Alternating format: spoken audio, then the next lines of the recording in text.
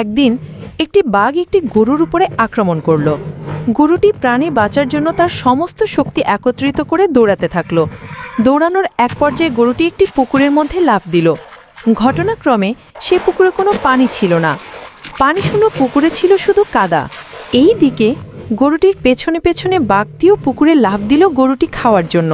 কিন্তু কাদা ভর্তি পুকুরে গরু এবং বাঘ দুজনেই গলা অবধি আটকে গেল। তখন বাঘ রাগান্বিত হয়ে গরুকে বলতে লাগলো, হারামজাদা, তুই আর লাফ দেওয়ার জায়গা পাইলি না?